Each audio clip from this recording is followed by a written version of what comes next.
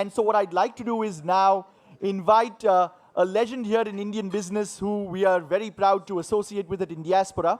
Gopal Srinivasan is on our board of directors, and he is part of the TVS management and ownership, and would like to invite him up to the stage, and he will then introduce the next speaker.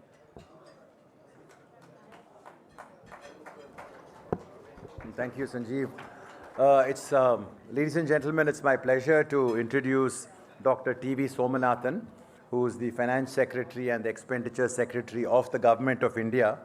It's also a privilege. Dr. Somanathan is one of the most unique bureaucrats that I have come to know in my last 35 years of being in business in India. On one dimension, he's an outstanding academician. He got the gold medal in his batch of IAS when he joined. I don't know whether he remembers, but all of us do. He's an erudite author of 3 books, 2 on derivatives, along with a current chief economic advisor, as it was to be, and 1 on the capacity of state governments, which was his most recent book. He's also a person who's exceptionally open to ideas. Many of the times, many of us have bothered him with a new policy idea. And he's always listened to everything with a very open mind. I don't recall one instance in the last 17 years in which I've been working with Dr. Somanathan in some capacity or the other, where he's been close to any idea.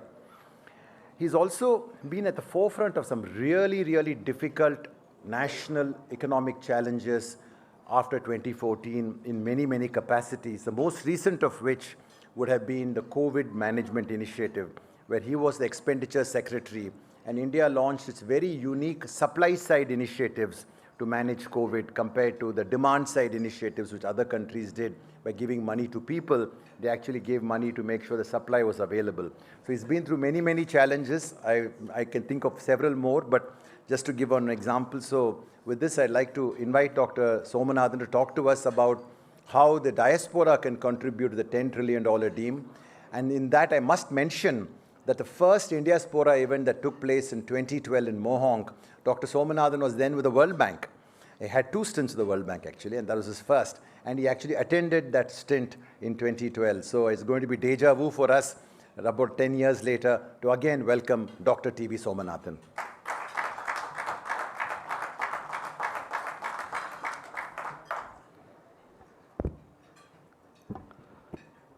A very good afternoon to all of you. It's a pleasure for me to be here and to speak to you. I also see there are some colleagues from the media, so I have to be a little more careful after seeing them. So it's really a pleasure to be here. As Mr. Srinivasan said, I participated in the first event of Indiaspora in Mohonk, upstate New York in September 2012, and it was a beginning which has obviously led to much bigger things. I'm here to talk to you about what the Indian diaspora can do to help India achieve a $10 trillion economy, or to put it differently, how India can become the world's 3rd largest economy, because at 10 trillion, we would definitely be the world's 3rd largest economy. As I speak as someone who spent much of my childhood in Africa and who's lived in the United States for 9 years in 2 different stints. So in a sense, I can very easily appreciate the perspective of somebody in the diaspora because I have had similar experiences at different times. So let me start by taking a very theoretical or conceptual look at what any diaspora can do for its country of origin. Now, experience indicates that there are 3 broad channels through which a diaspora can help the economy of the mother country. The first is flows of funds. So these funds can be through remittances, they can be through investments, and they can be through philanthropy. India and the Philippines are big recipients of remittances. But in India's case, the remittances are largely from non-resident Indians, and so it's a bit of a definitional quibble whether non-resident Indians are diaspora or not. In the case of China, they have benefited from diaspora investment in a very considerable degree. Between 1990 and 2010, it's estimated that 50% of the FDI in China had a diaspora connection of one kind or another. So half of the FDI in China between 1990 and 2010 was in some way connected to the Chinese diaspora. So the second channel through which the diaspora influences the mother country is trade. There are clear links between the presence of a diaspora in a country and increased trade between the mother country and that country. The simplistic, obvious cause is that you're all having lunch, that when we go to the United States, we still want basmati rice, we still want ponni rice, we still want so many things. We may or may not export them, but the point is that we create demand for Indian products when we go abroad. And the home country products are things that the diaspora wants. And there are numerous Indian stores across the US and across many other countries, which are a very simple illustration of this point, but it actually goes much further than that. That's just a very visible illustration. The diaspora, in a larger sense, creates connections between the producers and consumers of the two countries, the mother country and the country in which they are resident. And Professor Devesh Kapoor, in his book on the diaspora, has shown that India's dominant position in diamond cutting actually originated from the Indian diaspora in Antwerp. And so today we are a dominant player in diamond cutting, but this had its origins in the presence of Indians in Antwerp as part of the diamond supply chain, and that is how this part of business got moved to India. And a study by the Canadian economists Keith Head and John Rees showed that a 10% increase in immigration from a country to Canada led to a 1% increase in Canada's exports to that country and a 3% increase in Canada's imports from that country. So it increased trade by 4%, but the majority went to the country of origin and not to Canada. The third channel through which the diaspora influences the mother country is knowledge. The diaspora has valuable skills, experiences, and contacts abroad, through which they can transfer knowledge to the mother country.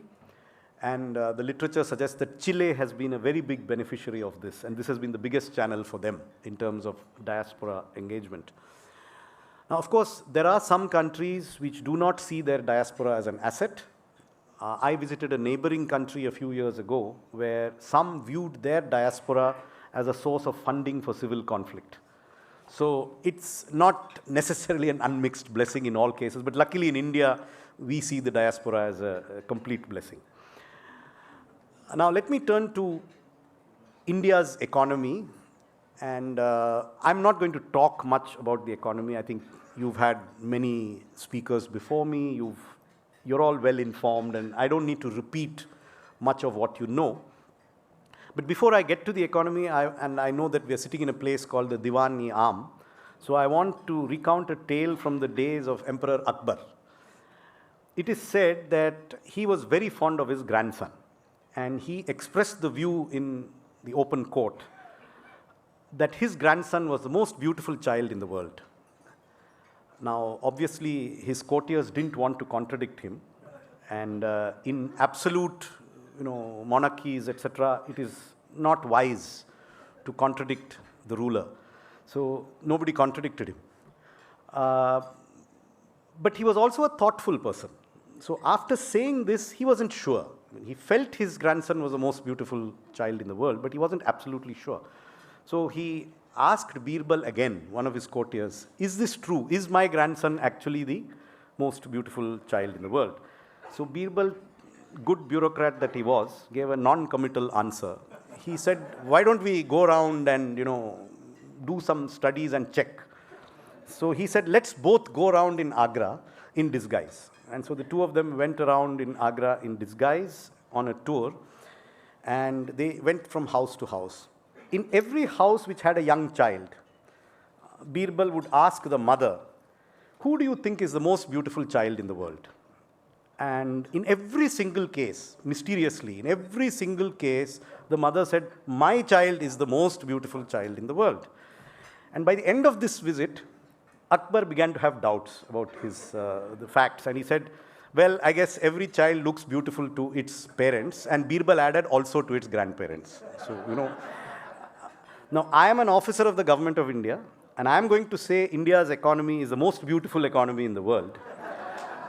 But I'm conscious of this story, and therefore I know you may be skeptical when I say this. So I want you to reach your own conclusions. But as Birbal did a tour of Agra, I want to take you on a very short tour of some very simple economic facts. And I'll only stick to some very simple facts. Most of them are not in dispute. I don't think they can be disputed. First, India is already the world's 5th largest economy, and it is the largest country by population. So these are starting facts.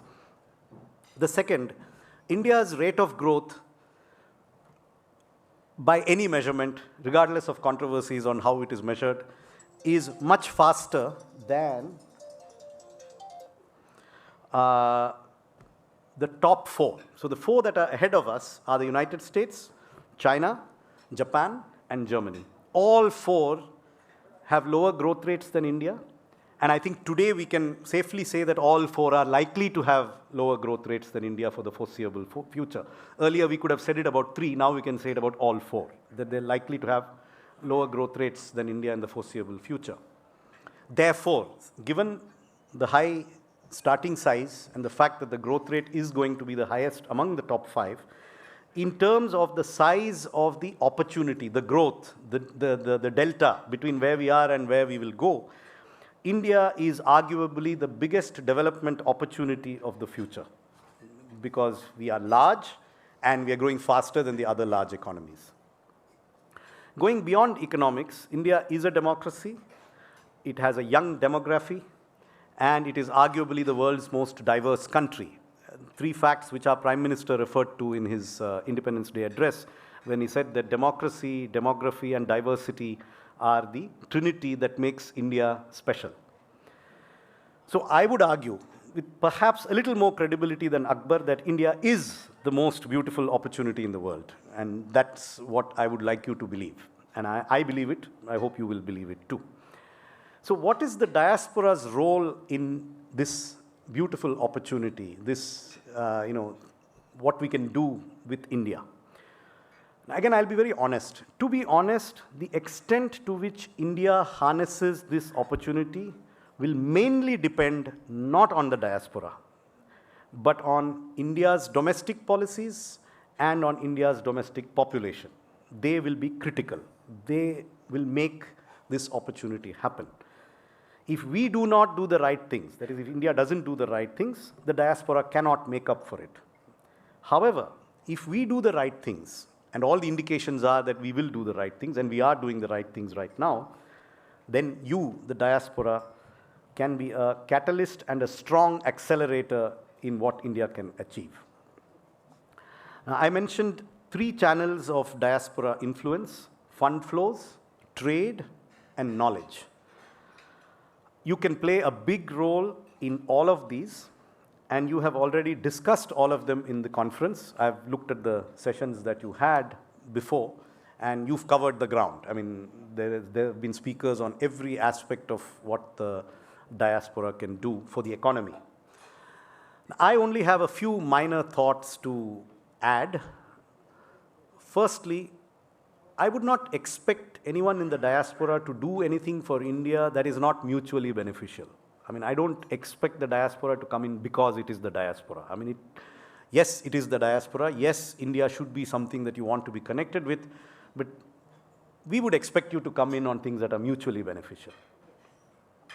Second, in India's present stage of development, which is different from where we were 20 years ago, 30 years ago, even 10 years ago, I believe knowledge transfer will be, among these many useful purposes, increasingly important. So what might be most valuable, and these are just very rudimentary suggestions, and I haven't even thought them through deeply. You probably know better what you can do, but if you were to teach courses at Indian colleges, different people do different things, obviously, not everybody is in the but if you teach courses at Indian colleges, if you mentor Indian entrepreneurs, if you allow Indian authors to co-write papers with you that you're writing, if you work on technology projects with Indian companies, on technologies that you have, and so on. I mean, each of you is probably doing something which you can usefully collaborate with the mother country. But my suggestion would be that you find your own niche on what you can do best, what you are good at, and find a place in India to work on that. And all of this is useful. Thirdly, I want to say that you need to be patient with India.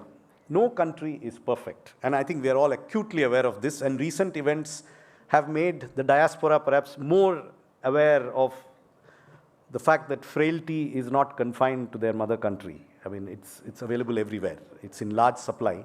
And so it is something that imperfection is not something that you find only in one place. So one needs to be patient. We are one of the biggest, we are the biggest country in terms of population. And all our issues, all our challenges are mega-sized. And when you confront problems of that size, that diversity, there are challenges to be faced. But the key thing is that India is facing the challenges. We are not running away from the challenges. We are not ignoring them. We are taking them on. And we feel, I mean, working in the government, I feel we have the ability to tackle them. Yes, we will have difficulties, and every country does. I'm yet to come across any society that has no difficulties or has a straight line to progress. So we will have a zigzag line to progress, but we'll keep progressing. That's my expectation. So therefore, I would suggest that in relative terms, there are many valuable contributions that, I have referred to: remittances, investments, philanthropy, supporting us overseas in your societies that you live in, transferring knowledge, transferring skills, giving academic inputs. There are many of these things that you can do. But I would suggest that in relative terms, in the few years that are to follow from where we are today, and just to be a little, over precise, and I'm not necessarily right in what I say, but I'm just being a little over precise to make a point. I would say in the coming years, investment may be more important than philanthropy. Technology transfer may be more important than investment. And your knowledge may be more important than your money. And finally, what I would say, and I'll conclude here, is that small but sustained engagement between each member of the diaspora and India may be more important than big and sporadic interventions. So with that, let me thank you for given me this opportunity, and I look forward to seeing you all working for India. Thank you.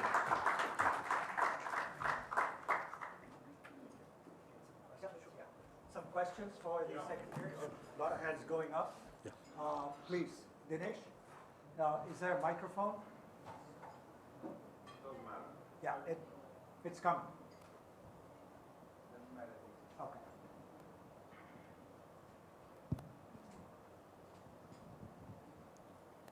Good afternoon. I live in London, and I'm very, very interested in how India's done in the past. It's really done quite well.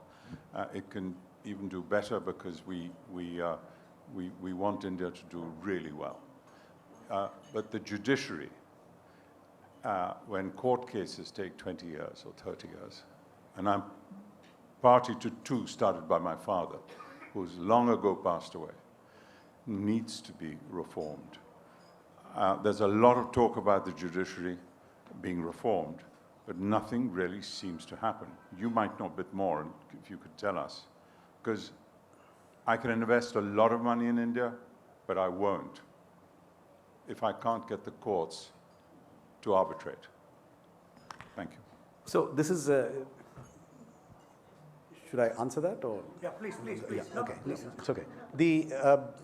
I think the point you raise is an important one, but India is,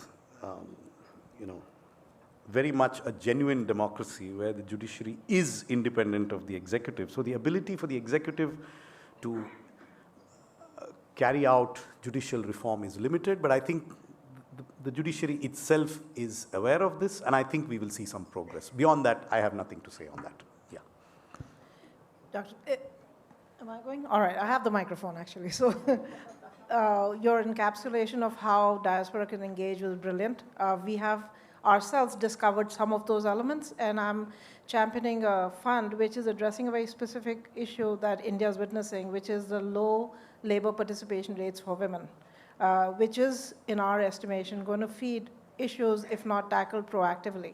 So we've actually set up a venture fund which is investing in innovation technology to promote gender equity and climate action. My request to the government is to also then, and I've spent enough time and more studying this, ultimately it goes back to the old Indian intelligence of jiski lathi uski bhais, which in this case translates into the capital allocations that are being made for supporting women in all spheres of life, in all personas. So it doesn't just have to be women entrepreneurs.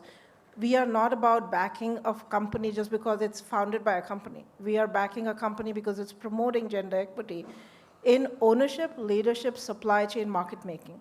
Can we request the government to look at people like us with a broader lens and not, in some cases, your institutions are doing brilliantly well, but this whole issue of, oh, but you're a first-time fund manager, and I know there are a lot of fund managers here, and years of the policymakers, you're yourself one, also peel the onion and say, if somebody's got the requisite background, do we have to check the box and say, for example, and I'm going to minutia here, but can the policymakers also take a broader view of saying, how do we support? In my estimation, there is a very strong correlation between less than 8% fund managers being women at the partner level to less than 2% venture equity coming down to women.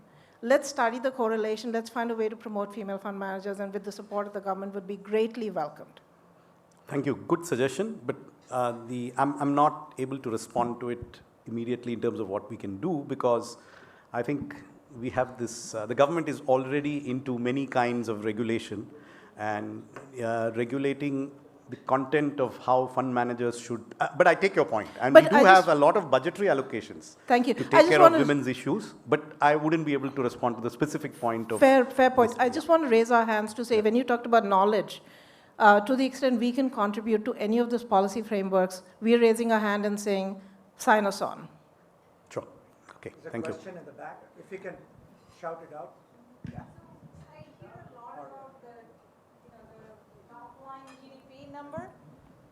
How can India learn from the mistakes of the other countries where the gap between the haves and the have-nots have become so big that that's what's kind of creating a lot of the issues?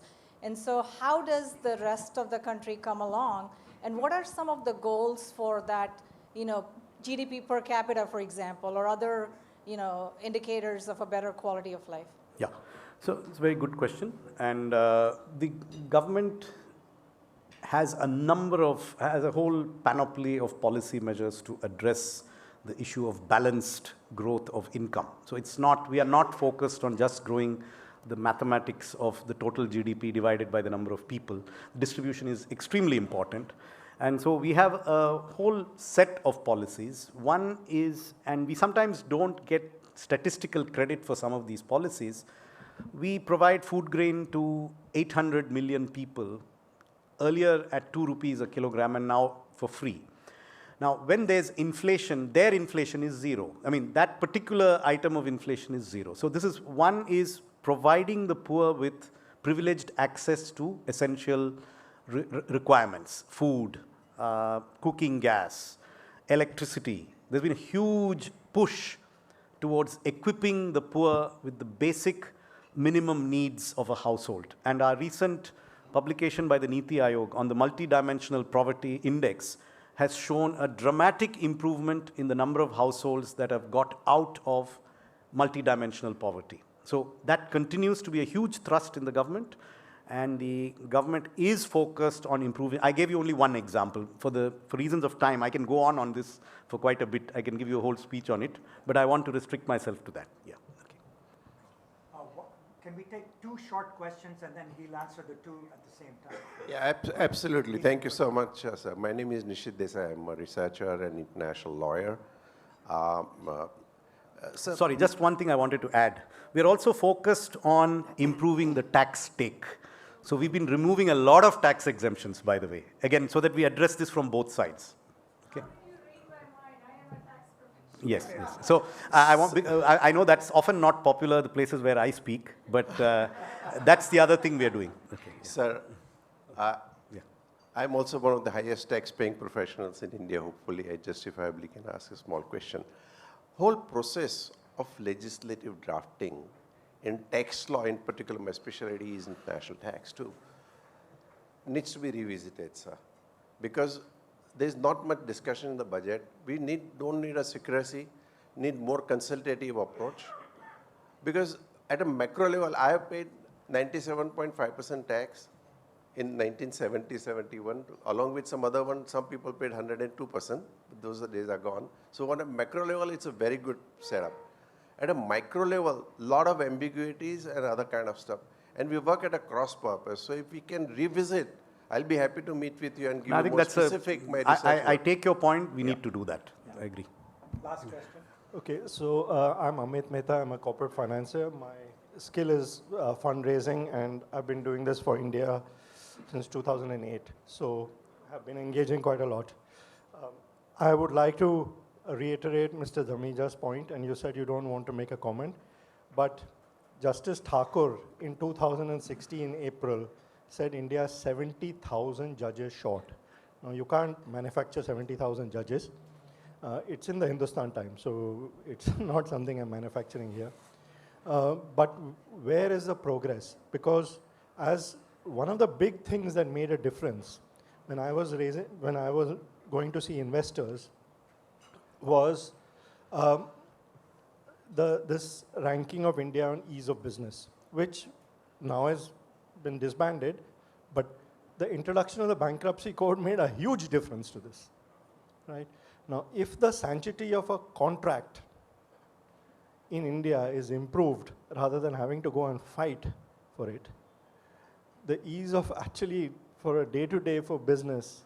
So as the money bags person in the government, I would strongly push that it will make life a lot easier for a lot of us, whether it's technology transfer, knowledge transfer, because that's also very important in terms of contracts, that we focus on this, please. That's just my request. I take note of your point. Thank you so much. Okay, thank you. Thank you.